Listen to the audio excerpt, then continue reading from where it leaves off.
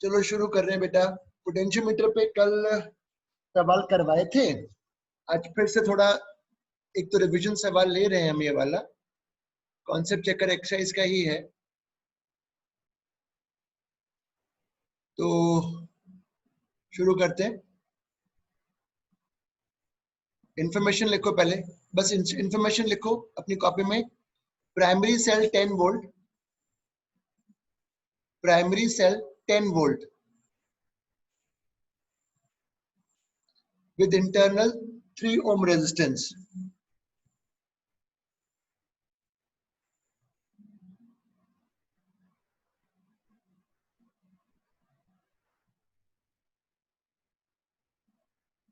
With internal 3 ohm. The length of wire is 100 centimeter.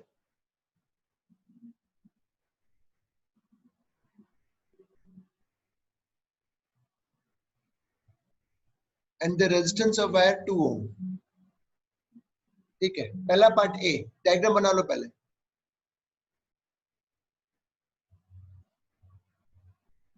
First part A. What is the balancing length for cell of EMF 2 volt and internal 1 ohm?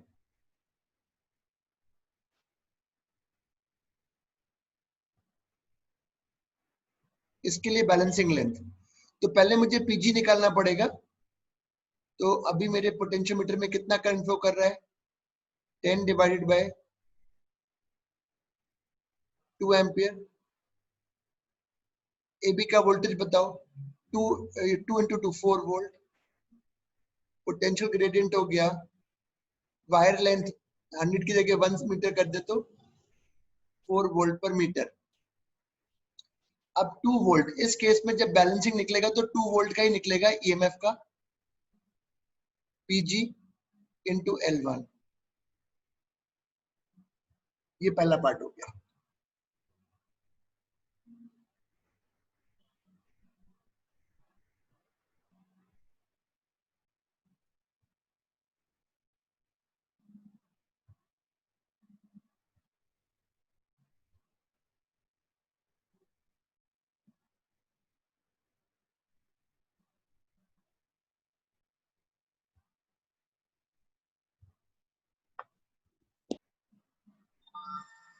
इसका B part,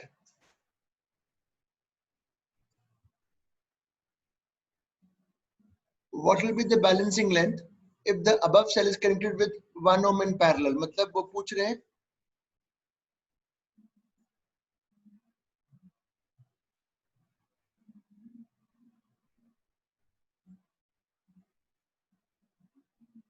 अब balancing length निकालनी है। तो अभी मुझे बताओ, मुझे यहाँ का पहले वोल्टेज निकालना पड़ेगा, तो पहले करंट निकालूं। 1 + 1 2, तो यहाँ का जो वोल्टेज होगा वो 1 वोल्ट है, हमें 1 वोल्ट को मेजर करना है। तो B part 1 volt equal to PG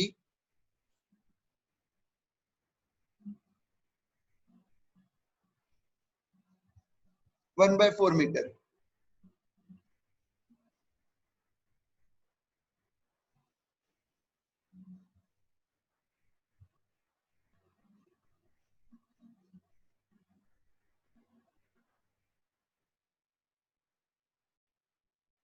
A part हो गया, बी पार्ट हो गया।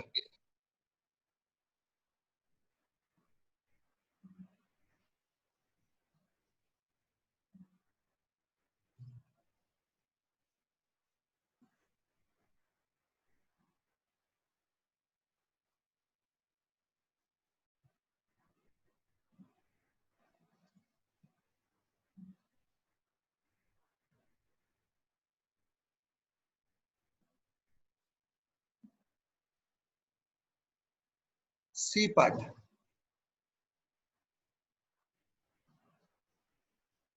two cells E1 R1 E2 R2 are in series with same polarity.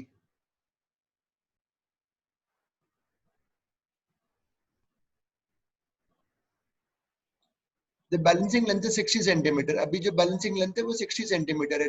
अच्छी बात है। Now the cells are reversed, इसमें E2 को एक को रिवर्स कर दिया,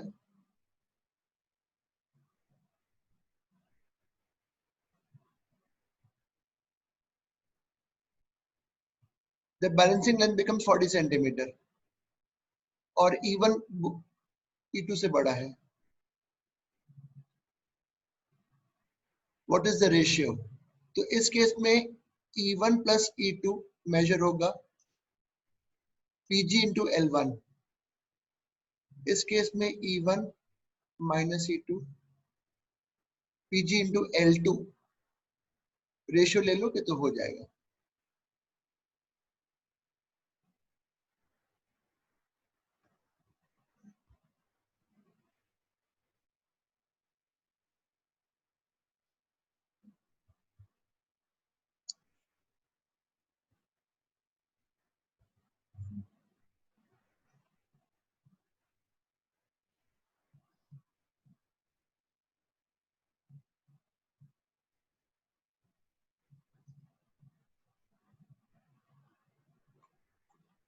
डी पार्ट सबसे नया है, डी पार्ट पहले जैसा नहीं कराया था।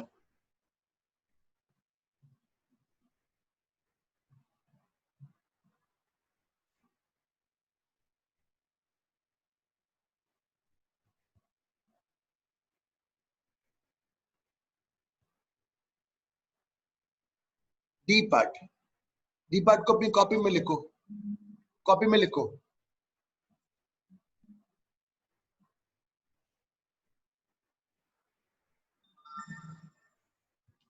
What can be the maximum voltage that can be measured? मतलब लिखो पहले।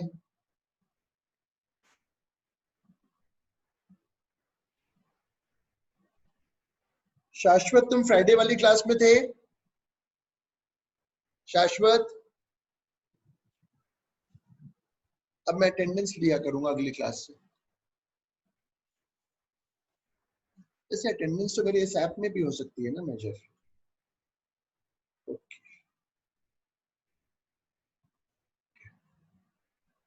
D part, what can be the maximum voltage that can be measured? कितना मैक्सिमम वोल्टेज मेजर हो सकता है? ये पोटेंशियोमीटर कितना मैक्सिमम कर सकते हो? तो एक काम करोगे, जो थ्योरी है वो ये कि मुझे बताओ ए और बी के बीच का मैक्सिमम वोल्टेज कितना है? What is the voltage of wire A B? Tell me what is the voltage of wire A B? इसका मैक्सिमम कितना वोल्टेज है? जो answer is 4। So you cannot measure more than 4 volts. So maximum voltage that can be measured is up to only 4 volt. 4 volt से ज्यादा होगा जो कि एकदम यहां तक आ जाएगा, नल डिफ्लेक्शन नहीं मिलेगा।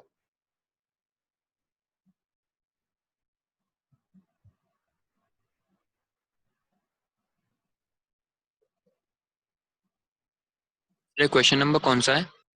ये बेटा कॉन्सेप्ट चेकर एक्सरसाइज का था, बुक का नहीं है। This is a concept checker, concept checker exercise. अभी कॉन्सेप्ट चेकर एक्सरसाइज के लिए है सवाल 2-3। अगला भी कॉन्सेप्ट चेकर का ही है, फैम नॉट। हाँ बोलो उत्कर्ष, क्या हुआ? सर वो आप रीजन बताने वाले थे ना, करंट क्यों नहीं फ्लो करता? अभी पहले हो जाए पोटेंशियोमीटर, फिर बताऊंगा। पोटेंशियोमीटर खत्म नहीं हुआ।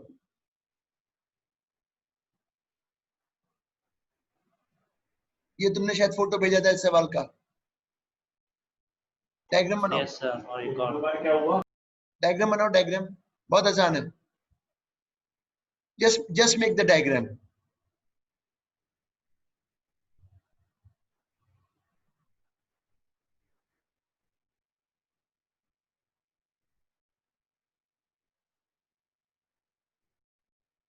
आपको ये रेशियो निकालना है,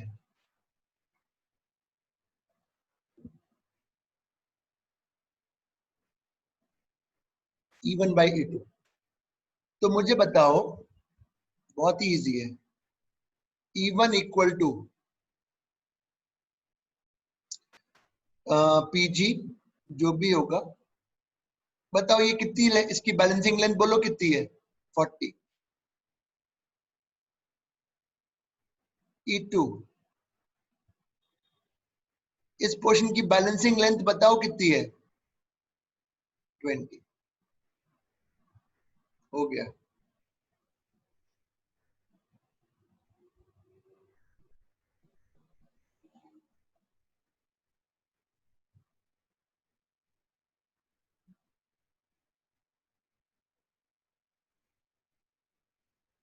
सर लिखा नहीं था। अरे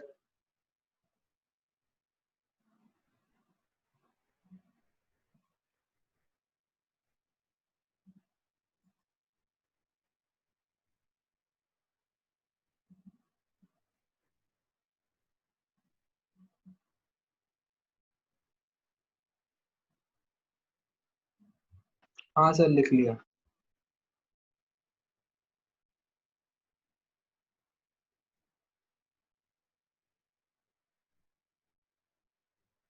इंफॉर्मेशन लिखो।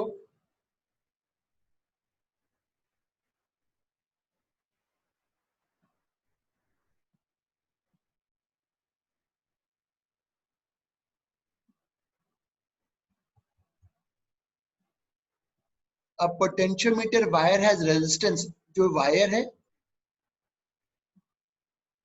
ये उसका रेजिस्टेंस है 2 ओम पर सेंटीमीटर। जो ये वायर है उसका रेजिस्टेंस है 2 ओम पर सेंटीमीटर और इसमें 4 एम्पीयर फ्लो कर रहा है।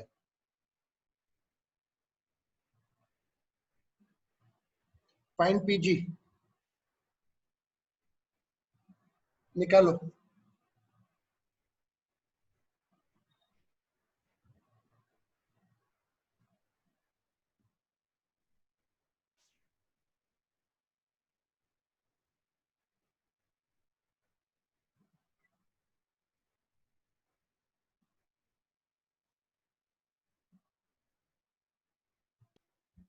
सर हाँ सर अपन ने पिछले वाले क्वेश्चन में बैलेंसिंग लेंथ 80 क्यों नहीं लिखी? क्योंकि उसका 1.60 सेंटीमीटर पे था। अच्छा ठीक है।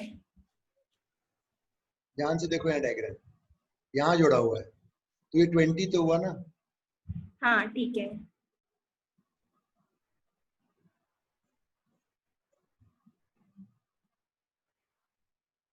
हाँ भाई उत्कर्ष बताओ इसका क्या आंसर होगा?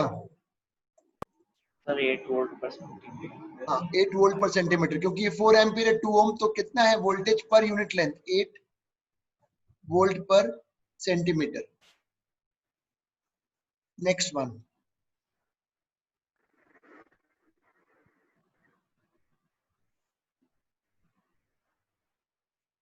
अरे ये तो वही सवाल हो गया फिर से।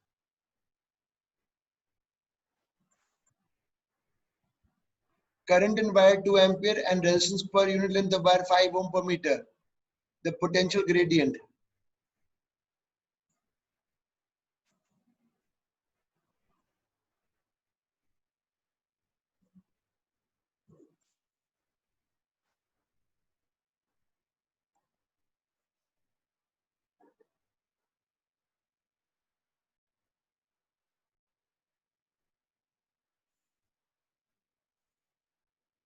एक मैं क्वेश्चन दे रहा हूं, अपनी कॉपी में लिखो।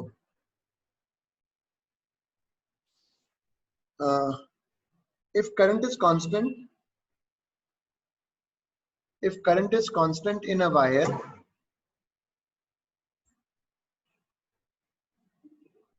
if current is constant in a wire, then prove that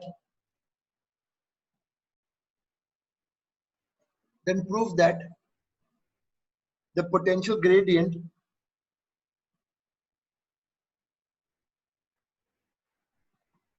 is not dependent on the length of wire.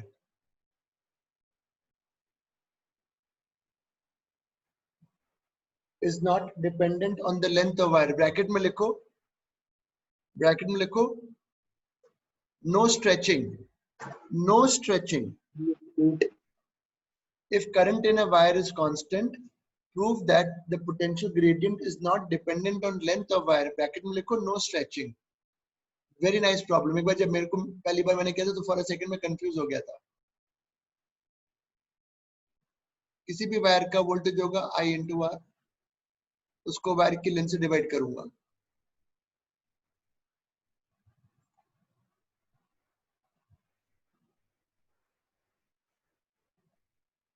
Row L by A। कितना बढ़िया क्वेश्चन। स्ट्रेचिंग की बात नहीं हो रही है बेटा, स्ट्रेचिंग की बात नहीं हो रही है। स्ट्रेचिंग में करोगे तो एरिया बदल जाएगा, ध्यान रखिएगा। अभी वो भी बनाता हूं एक।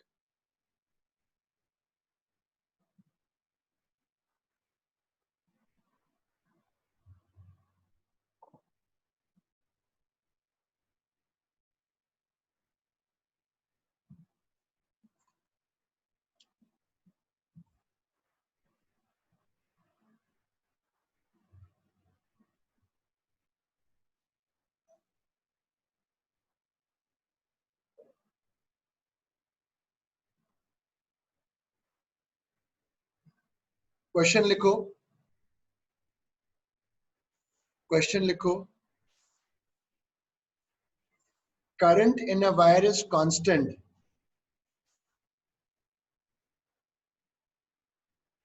Current in a wire is constant.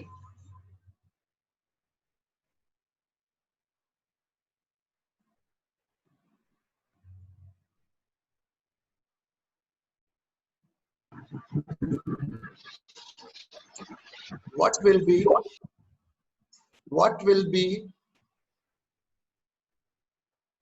the percent change in potential gradient? What will be the percent change in potential gradient if the wire is stretched by 2%? If the wire is stretched by 2%,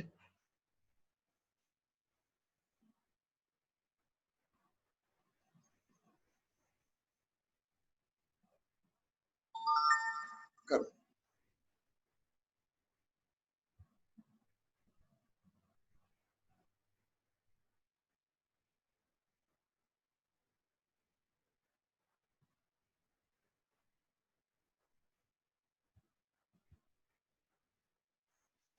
अपने आप को मैं नहीं बता रहा।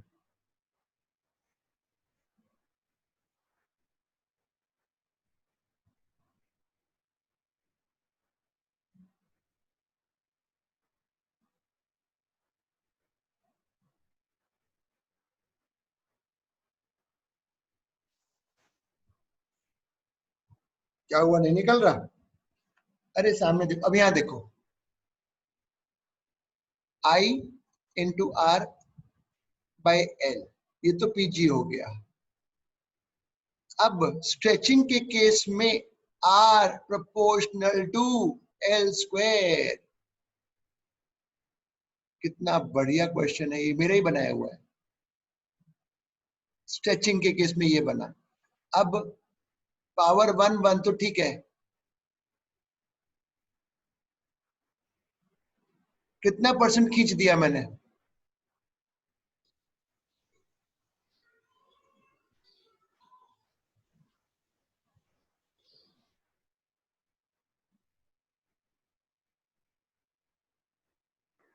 Sir इसमें stretching को तो एरिया के टर्म्स में भी तो ले सकते हैं। अरे शुभी, तुमको सिखाया था स्ट्रेचिंग के केस में अगर एरिया को हटा देते हैं तो फॉर्मूला ये बन जाता है, और अगर लेंथ को हटा देते हैं तो फॉर्मूला ये बन जाता है।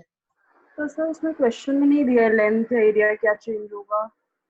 मैंने बोला नहीं था क्या स्ट्रेच बाय 1% या 2%? लेंथ में मतलब नहीं, जब बोलेंगे बोला ना। स्ट्रेच, नहीं, जब बोलेंगे स्ट्रेच बाय 2% मतलब लेंथ को 2% बढ़ा दिया।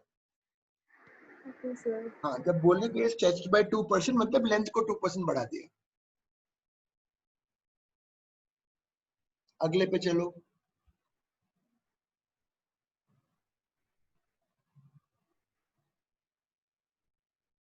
लिखो, to wires of same material.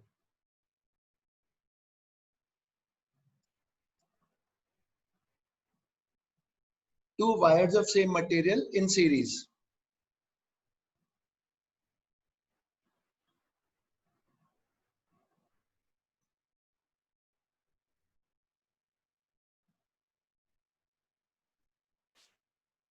Their mass ratio is 2:3. their mass ratio is 2:3 and length ratio 1:2.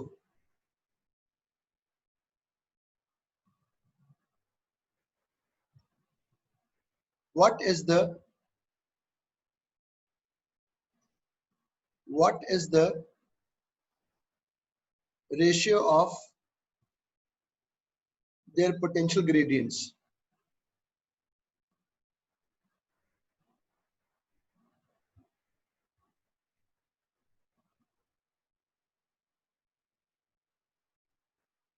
करो.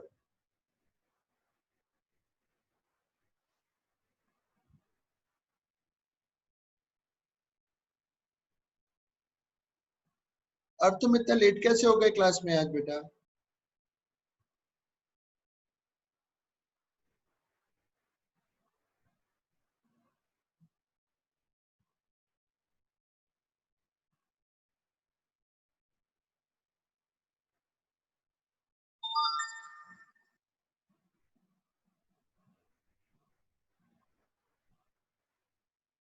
करो करो करो करो.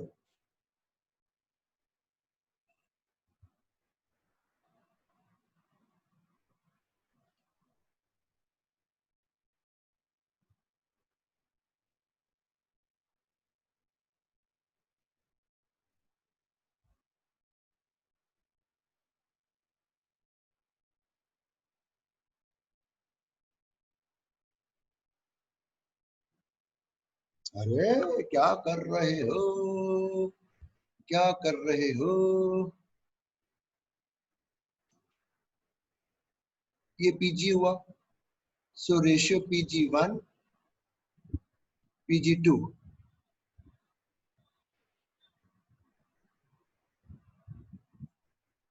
अब लेंथ और मास के टर्म्स में रिलेशन ये होता है,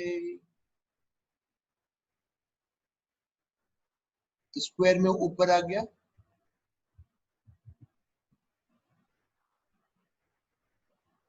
लिख दो. करंट तो सेम था ही. Length ratio 1:2 and mass ratio 2:3. ये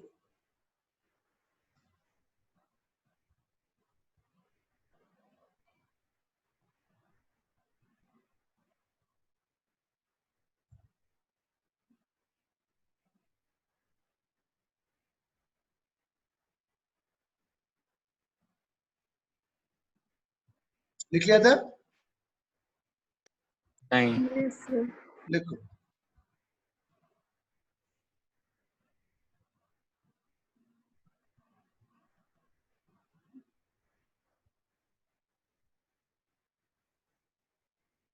लिख लिया.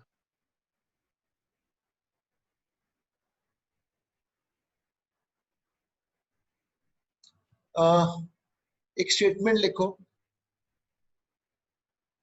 एक स्टेटमेंट लिखो. द सेंसिटिविटी, बस स्टेटमेंट लिख लेना, ज्यादा समझाऊंगा नहीं. The sensitivity of potentiometer can be increased. The sensitivity of potentiometer can be increased by decreasing the potential gradient.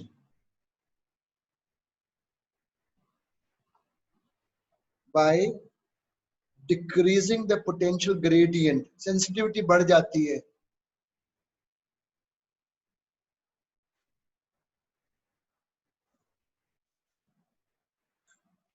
This is done by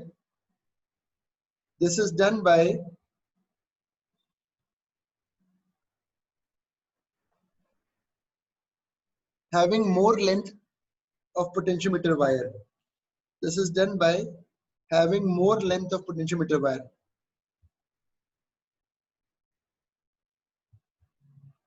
इसको केवल याद करके चलो. सेंसिटिविटी को बढ़ाने के लिए एक्यूरेट छोटे छोटे मेजरमेंट्स, डिफरेंट मतलब छोटे ईएमएफ्स के मतलब सेंसिटिव इक्विपमेंट बनाने के लिए पोटेंशियल ग्रेडियंट कम होना चाहिए, और वो कम करने के लिए आप लेंथ ज्यादा रखो वायर की.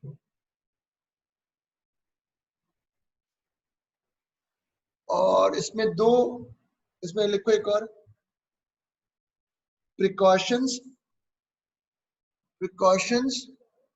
in measurement of potentiometer, precautions in using potentiometer, precautions in using potentiometer. क्या precautions हैं जो हमें potentiometer में यूज करने हैं?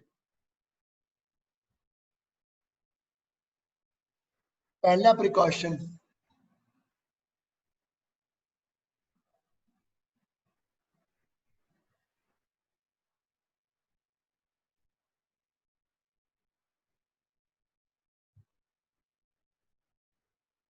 अगर आपने ये सेल सेकेंडरी वाला गलती से ऐसे जोड़ दिया तो मेजरमेंट नहीं हो पाएगा। तो पता कैसे चल इसको डायग्राम को बनाओ, इस डायग्राम को बनाओ।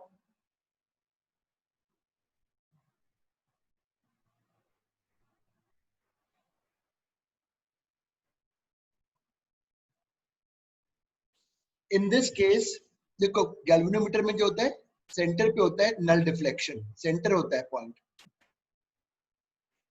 अब लिखो, in this case as the jockey is moved, in this case as the jockey is moved along the wire,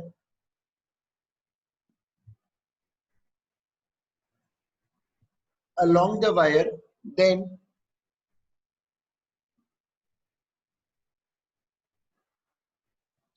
the deflection will start increasing, deflection बढ़ने लग जाएगा कम होने के बजाय, मतलब डिफ्लेक्शन, जो भी डिफ्लेक्शन यहाँ होगा वो और बढ़ जाएगा।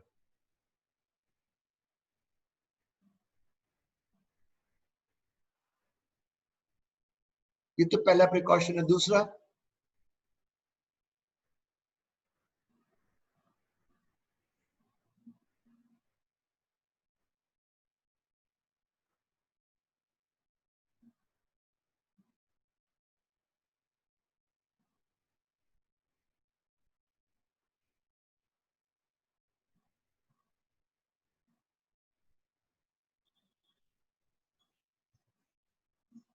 डायग्राम बनाओ। दूसरा प्रिकॉशन क्या होना चाहिए?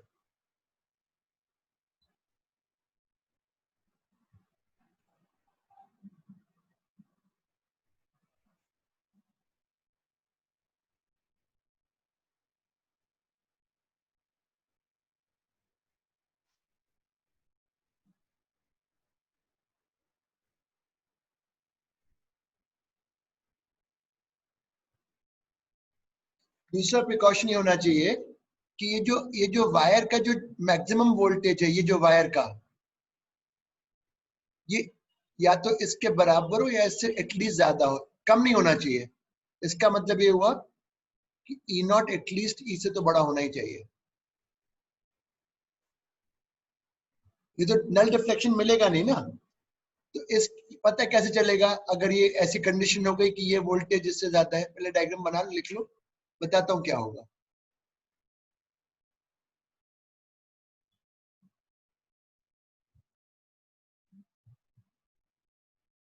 उसमें लिखो, as the jockey is moved along the wire, as the jockey is moved along the wire,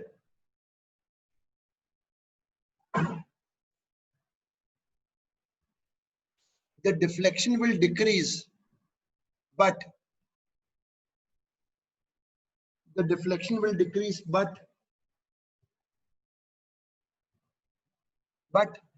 will not reach null deflection,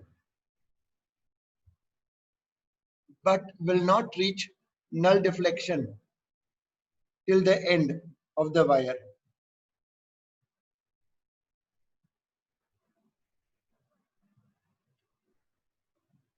ये भी हो गया।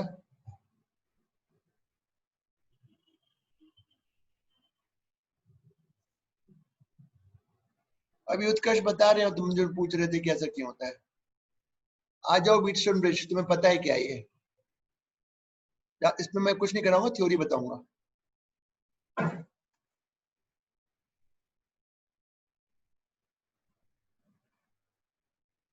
पहला पॉइंट लिखो,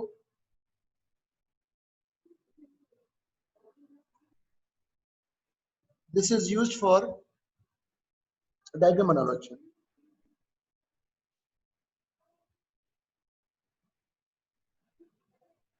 this is used for measuring the unknown resistance. This is used for measuring the unknown resistance.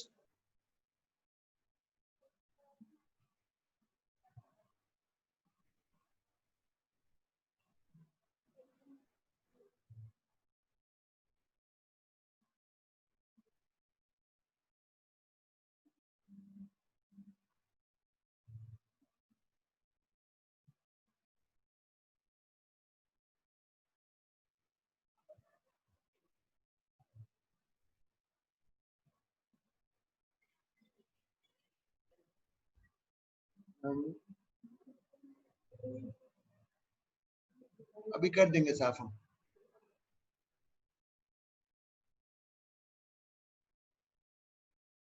तो इसको solve करने के लिए आपको पता है, या तो आप रिमूव कर दो गैल्वेनोमीटर के पार्ट को, ऐसे करके कर दो, या फिर तुम्हें बताया हुआ है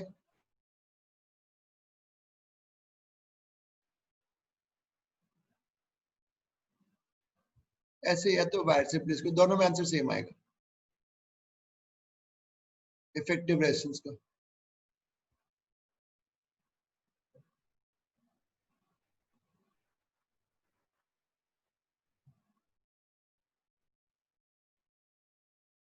वो कल मैंने एक क्वेश्चन पेपर में वो देखा था कि कैपेसिटर्स का स्टेडी स्टेट वगैरह वो सारी चीजें, वो सब कब पढ़ाएंगे आप? स्टेडी स्टेट हाँ, नहीं, मैं अपनी किताब में देखा, कहाँ देख लिया? तो वो एक क्वेश्चन पेपर में देखा था, वो अपने दोस्त से लिया था। हाँ बेटा, वो स्टेडी स्टेट वाला ना अगला चैप्टर है रेजिस्टेंस आरसी सर्किट का, इसमें नहीं है, वो चैप्टर अलग है। वो अभी उसको मैं होल्ड पे रखूंगा, मैं इसके बाद अभी मैग्नेटिक इफेक्ट स्टार्ट करूंगा। तो उसमें वो कैपेसिटेंस में भी लगता है ना? हाँ, और उसमें बेटा अभी हमने देखो, सुन लो पहले। आपने केवल रेजिस्टेंस का सर्किट सीखा बैटरी के साथ, इसके पहले वाला आपने कैपेसिटर का सर्किट सीखा बैटरी के साथ, फिर दोनों का कॉम्बिनेशन भी होता है। सर ये और समझा दीजिए। इसमें समझाना है? अरे यार, कैपेसिटर में व्हीटस्टोन ब्रिज नहीं सिखाया था? हाँ सर। तो क्या समझाऊं क्या इसमें फिर? अब आगे क्या किया? बस अब सॉल्व कर दो उसका, जो भी निकालना है, रेजिस्टेंस जो भी निकालना है। अच्छा ये सीरीज सर, पैरेलल। हाँ बोलो। सर वो रे ऑप्टिक्स का ऑप्टिकल इंस्ट्रूमेंट्स भी रह गया है सर। बेटा याद है, मैंने थोड़ा पढ़ाऊंगा नहीं, सर वो लास्ट टेस्ट में उससे बहुत अच्छे अच्छे क्वेश्चंस आ गए थे। पढ़ा दूंगा ना बेटा। अभी अभी अभी तो नहीं कर सकता, अभी चैप्टर करंट का चल रहा है ना, वो मैं करा दूंगा, डोंट वरी। मुझे याद है बेटा, ओके सर। छूटेगा कुछ नहीं। Okay sir. इसमें एक पॉइंट और लिखो, इसमें एक पॉइंट और लिखो। The Wheatstone bridge is most sensitive when, most sensitive मतलब accurate measurement कब करता है? The Wheatstone bridge is most sensitive when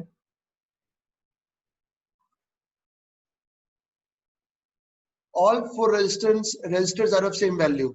When all four resistors are of same value.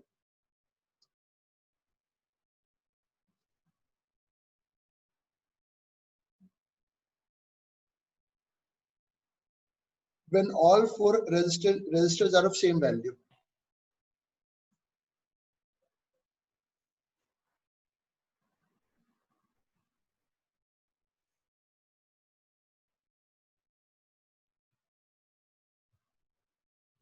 और एक और पॉइंट लिखो, in balanced condition, in balanced condition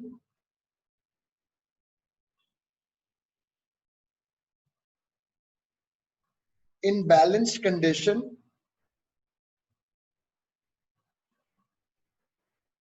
if we interchange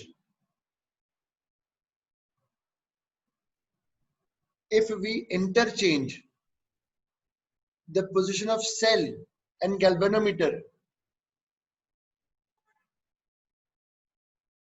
if we interchange the position of cell and galvanometer, it will become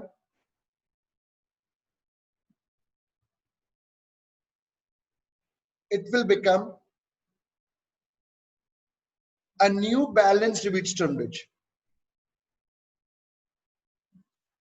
It will become a new balanced Wheatstone bridge.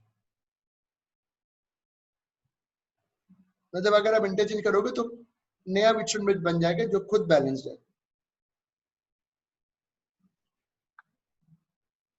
इसको सवाल नहीं करा रहा मैं.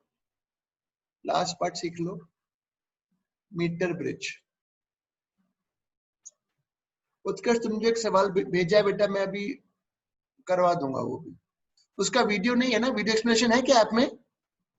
हाँ सर है, पर इतने अच्छे से समझ में नहीं है. फिर से देखो एक बार. फिर से देखो, आएगा समझ में. फिर से देखो एक बार. सर उसमें को थोड़ा डाउट. अच्छा अभी देखेंगे. तो पहले लिखो meter bridge. Meter bridge is used for finding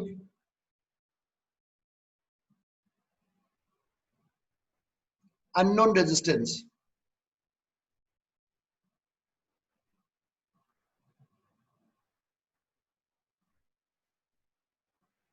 Meter bridge is used for finding unknown resistance.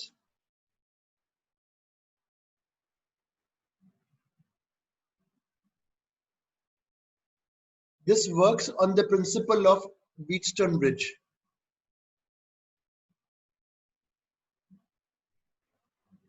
This works on the principle of Wheatstone bridge.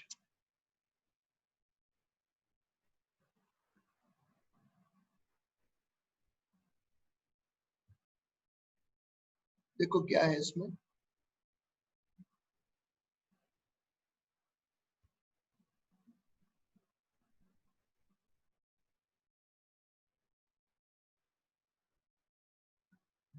Metre bridge uniform wire है ये.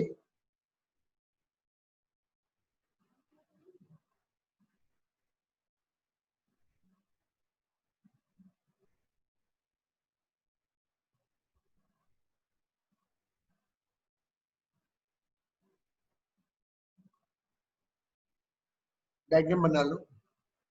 मीटर ब्रिज है. Meter bridge. This is of 1 meter length.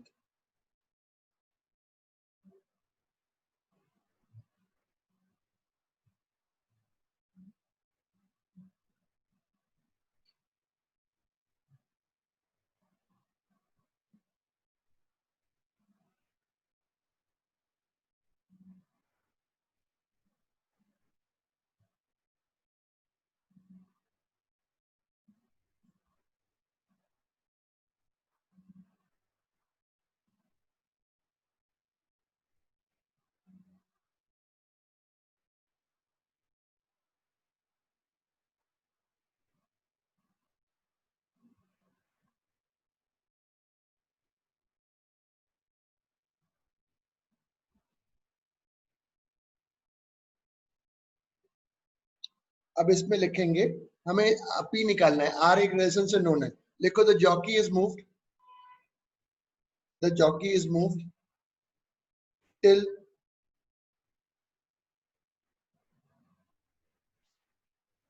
null deflection is achieved.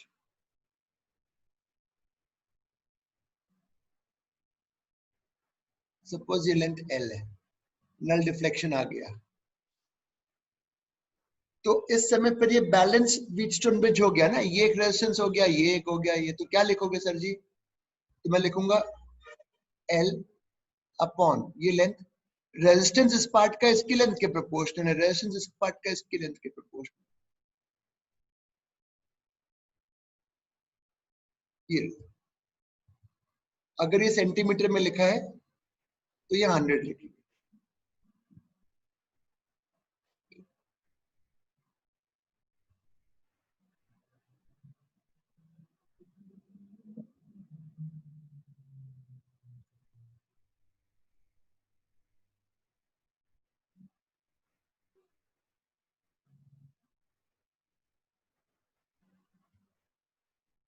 Question दे रहा हूं एक.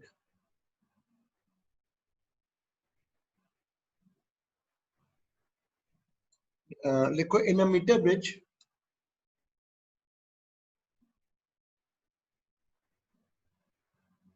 the balancing length is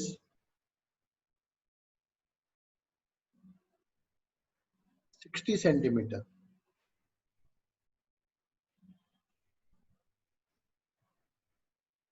Is 60 centimeter.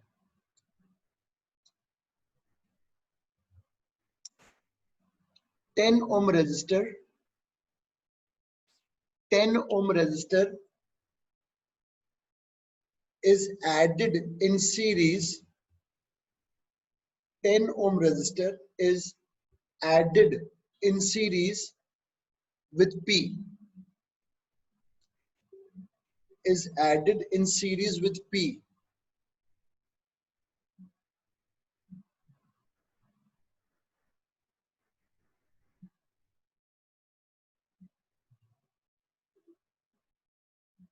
The balance point shifts by 10 centimeter.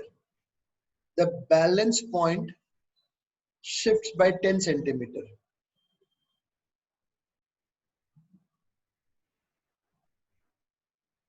The balance point shifts by 10 centimeter. Find the ratio of R to P.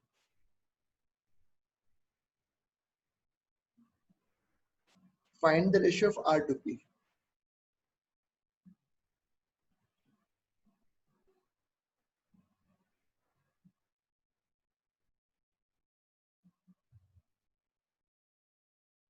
करो फिर हम बताएंगे.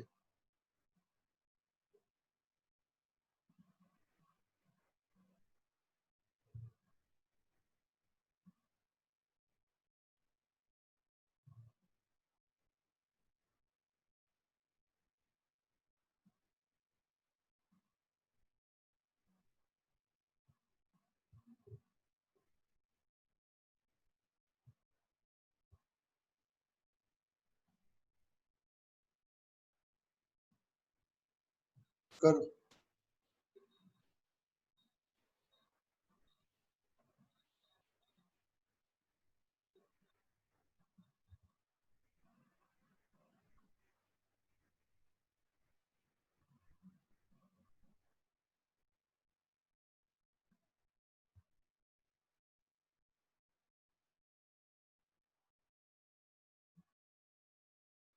बताऊं कैसे करेंगे. देखो इसमें बच्चे गलती करते हैं.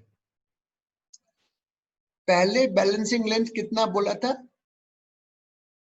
कितना बोला था मैंने. कितना 60 सेंटीमीटर. तो ऊपर हो गया 60. नहीं मैंने सवाल कुछ गलत दे दिया यार. Find the value. नहीं फाइंड द रेशियो नहीं. रेशियो तो पहले निकल रहा है. Find the value of R and P. Find the value of R and P.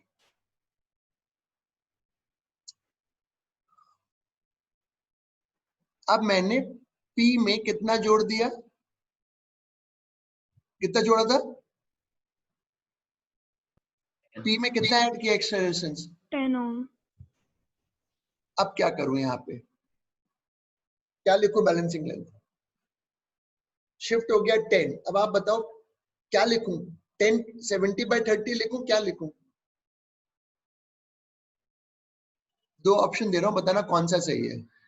एक तो 70/30 का लिखने का हो गया.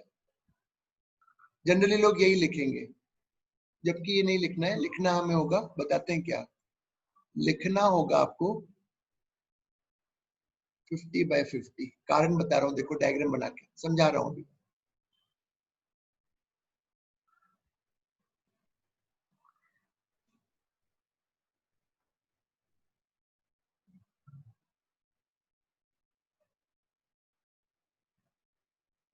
अब मुझे को ये बताओ. अगर अगर यहाँ डिनोमिनेटर बढ़ेगा. अगर यहाँ का डिनोमिनेटर बढ़ेगा तो यहाँ का भी बढ़ना चाहिए ना बेटा. ये तो ऊपर का फिक्स है. अगर यहाँ का डिनोमिनेटर बढ़ेगा तो यहाँ का डिनोमिनेटर भी बढ़ना चाहिए. तो अगर आपने इसको और आगे मान लिया होता चला गया तो यहाँ तो फिर 30 हो जाता ना. गलत हो जाता है उस केस में. तो डिनोमिनेटर बढ़ेगा मतलब ये जो पॉइंट है 10 आगे जाने के बजाय इसको आपको यहाँ शिफ्ट करना होगा. तभी बैलेंस मिलेगा. अब सॉल्व करोगे मिल जाएगा आंसर.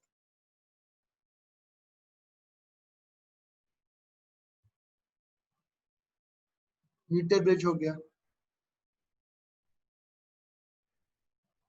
अब मैं ये बताता हूं तुम्हें, जिनको वैसे जरूरत है नहीं, बट स्टिल ऐसा क्यों होता है कि वो बैलेंस ऐसा क्यों आ जाता है कि एक पॉइंट पे करंट फ्लो नहीं हो रहा था।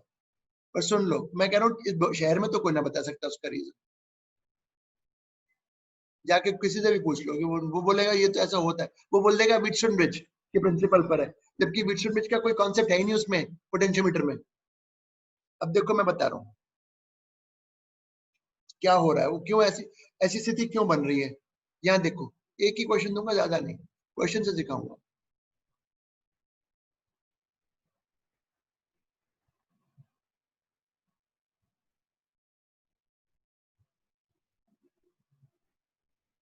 डायग्राम बनाओ,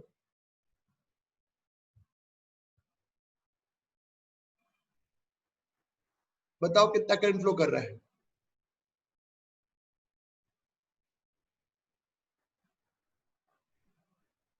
कितना करंट फ्लो कर रहा है? 2 एम्पियर।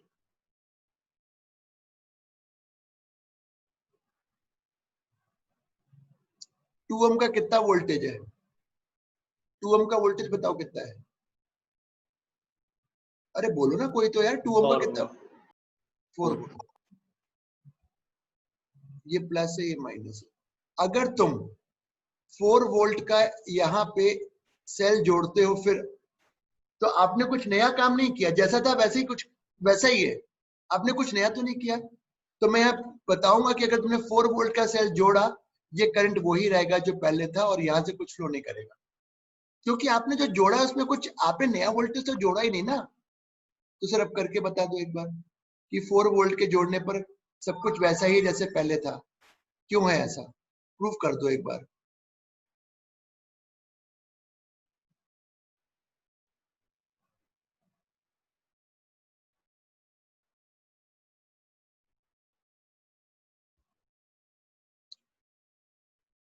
चलो मैंने यहाँ मान लिया आई है, यहाँ एक्स है, तो ऑब्वियसली ऊपर गया आई माइनस एक्स आई। डायग्राम बनाओ, मैं प्रूफ करूंगा आई अभी भी 2 है और मैं प्रूफ करूंगा यहाँ पे 0 है ऊपर।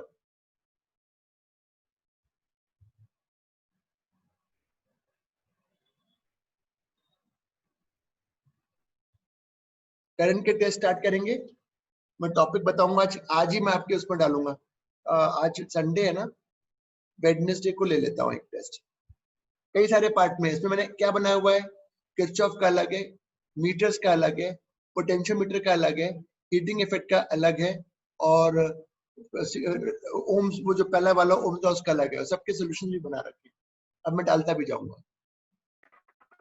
तुमसे ज्यादा मेहनत तो मैं कर रहा हूँ। कैपेसिटर्स का भी हाँ सर, वो बेटा, कैपेसिटर्स का भी एक टेस्ट बचा है। कौन सा बचा हुआ है? कैपेसिटर्स का भी एक टेस्ट है ना, वो नहीं, maximum tolerating voltage, common common potential potential पे। में नहीं था क्या उस पे सवाल? उस पे नहीं बेटा नहीं सर, ये तो सिर्फ किरचॉफ। नहीं, मैंने कॉमन पोटेंशियल का दे दिया क्या टेस्ट की? नहीं,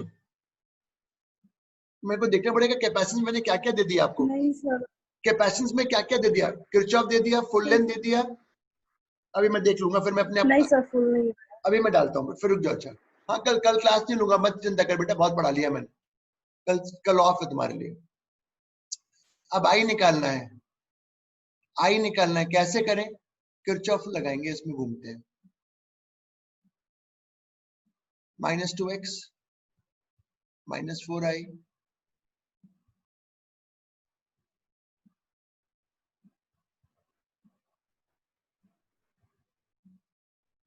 इक्वेशन 1, इक्वेशन 2, यहां चलो, -4 + 2x,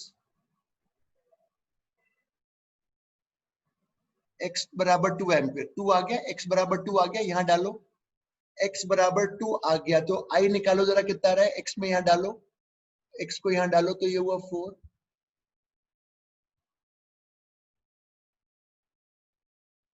तो देखो कुछ भी नहीं हो, यही पोटेंशियोमीटर के में ऐसे ही हो जाता है कि वो ऐसा पॉइंट एक आ जाता है जहां पे जो सेल लगा है और वायर के वोल्टेजेस वो बराबर हो जाते हैं,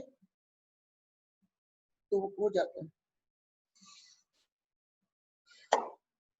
उत्कर्ष उसका वीडियो एक बार फिर देखो क्वेश्चन का, अगली क्लास में बताऊंगा।